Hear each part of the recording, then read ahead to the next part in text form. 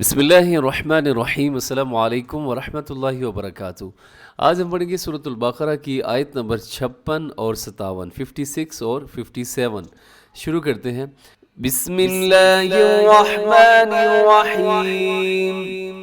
ثم بعثناکم من بعد موتکم لعلکم تشکرون۔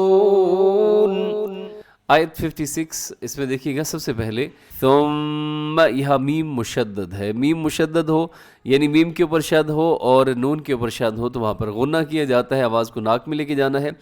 ثم، لمبا نہیں کرنا اس کو، ثم ایسے لمبا ہو جائے گا، آپ نے اس کو لمبا نہیں کرنا۔ زبر زیر پیش والے حرف کو کبھی بھی لمبا نہیں کیا جاتا۔ ثم بعثناکم، یہاں پر بھی آپ نے سیٹی کا خیال کرنا ہے کہ اس میں ثا ہے اور ثا میں سیٹی نہیں ہوتی۔ بعثناکم، آگے دیکھیے گا کم من بعدی، یہاں پر بعثناکم کے آخر میں میم ساکن ہے اور میم ساکن کے بعد پھر میم آ گیا ہے۔ بعثناکم من بعدی، یہاں میم ساکن کا ادغام ہو رہا ہے، یعنی میم ساکن کے بعد پھر میم آ گیا ہے تو یہاں کیا ہو گیا، ادغام ہو گیا۔ اس کو ادغام شفوی کہا جاتا ہے، یعنی میم ساکن کے بعد جب بھی میم آتا ہے تو ادغام ہو جاتا ہے، میم میم کے ساتھ مل جاتا ہے اور اس کو ادغام شفوی کہا جاتا ہے۔ بعثناکم، غنہ بھی آپ نے ساتھ کرنا ہے۔ من بعدی، من بعدی، یہاں نون ساکن کے بعد با ہے تو نون ساکن کے بعد با جب بھی آتا ہے تو ہم اس کو نون کو میم کے ساتھ بدل کے پڑھتے ہیں اور اس کو اقلاب کہا جاتا ہے، یعنی ہم اس کو ایسے نہیں پڑھتے من بعدی بلکہ من بعدی موتکم، اسے موتکم نہیں پڑھنا بلکہ موتکم لعلکم تشکرون۔ پھر دیکھیے گا اس آیت کو، ثم بعثناکم من بعد موتکم لعلکم تشکرون۔ آگے دیکھیے گا آیت، وَظَلَّلْنَا عَلَيْكُمُ الْغَمَامَ وَأَنزَلْنَا عَلَيْكُمُ الْمَنَّ وَالسَّلْوَىٰ كُلُوا مِن طَيِّبَاتِ مَا رَزَقْنَاكُمْ وَمَا ظَلَمُونَا وَلَكِن كَانُوا أَنفُسَهُمْ يَظْلِمُونَ۔ اس آیت مبارکہ کے اندر جو پہلا لفظ ہے وَظَلَّلْنَا، اس کو تھوڑا سا اپنے لمبا کرنا ہے کیونکہ اس کے ساتھ الف ہے۔ وَظَلَّلْنَا، آگے عَلَيْكُمُ الْغَمَامَ وَأَنزَلْنَا، یہاں پر نون ساکن کے بعد زا ہے تو یہاں پر آپ نے اخفا کرنا ہے، آواز کو ناک میں چھپانا ہے۔ وَأَنزَلْنَا عَلَيْكُمُ الْمَنَّ، یہاں من پہ میں نے غنہ کیا، اس کی وجہ یہ ہے کہ یہاں نون کے اوپر شد ہے، تو جب بھی نون کے اوپر شد ہو آپ نے غنہ کرنا ہے۔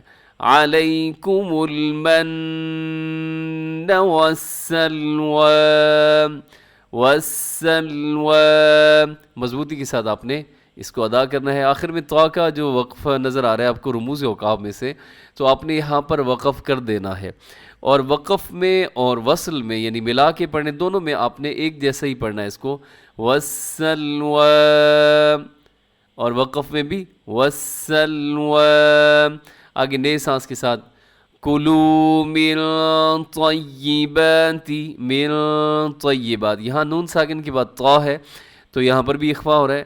کلو من طیبات، طا کو آپ نے موٹا پڑھنا ہے، اس کو طیبات نہیں پڑھنا، تو اس سے کیا ہوتا ہے کہ معنی تبدیل ہو جاتے ہیں۔ آپ نے کیا کرنا ہے کہ طا کو تھوڑا سا اپنی طرف سے پوری کوشش کر کے طا کو اپنے موٹا پڑھنا ہے۔ طیبات، طیبات ما رزقناکم، رزق، اس میں قاف کو کلکلا بھی کرنا ہے اور موٹا بھی کرنا ہے۔ رزقناکم، را کی اوپر زبر ہے تو را موٹی پڑی جائے گی، اور اس میں رموز اوقاف کا آپ کو پھر طا نظر آ رہا ہے تو آپ یہاں پر وقف کر سکتے ہیں۔ آگے دیکھیے گا، وَمَا ظَلَمُونَا وَلَكِن كَانُوا، وَمَا ظَلَمُونَا، ان کو تھوڑا سا کھینچ کے پڑھنا ہے کیونکہ وما اس کے ساتھ بھی الف ہے، پھر ظلمو اس کے ساتھ واو ہے، واو مدہ ہے. واو مدہ وہ ہوتی ہے جب واو ساکن سے پہلے پیش ہو تو واو مدہ ہوتی ہے. اس کو تھوڑا سا لمبا کرتے ہیں. ظلمو، آگے نون زبر الف نا، وما ظلمونا، آگے ولیکن کانوا، یہاں نون ساکن کے بعد کاف ہے تو یہاں پر آپ نے اخفا کرنا ہے.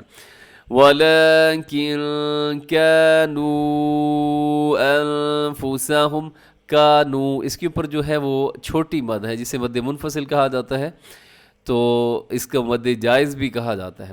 یہ آپ نے 3 سے 4 سیکنڈ تک آپ نے اس کو لمبا کرنا ہے. وَلَكِنْ كَانُوا أَنفُسَهُمْ، انفسہم یہاں نون ساکن کے بعد فا ہے، یہاں بھی آپ نے اخفا کرنا ہے. انفسہم یظلمون، یظلمون یہاں پر جو حرف ظا ہے اسے آپ نے موٹا پڑھنا ہے، اس کو آپ نے باریک نہیں. اس آیت کو پھر سن لیجیے گا. وَظَلَّلْنَا عَلَيْكُمُ الْغَمَامَ وَأَنزَلْنَا عَلَيْكُمُ الْمَنَّ وَالسَّلْوَىٰ كُلُوا مِن طَيِّبَاتِ مَا رَزَقْنَاكُمْ وَمَا ظَلَمُونَا وَلَكِنْ كَانُوا أَنفُسَهُمْ يَظْلِمُونَ. صدق اللہ العظیم. اس کے ساتھ ہی ہمارا آج کا سبق مکمل ہو گیا. دعاؤں میں یاد رکھا کریں. خوش رہیں. السلام علیکم ورحمۃ اللہ وبرکاتہ.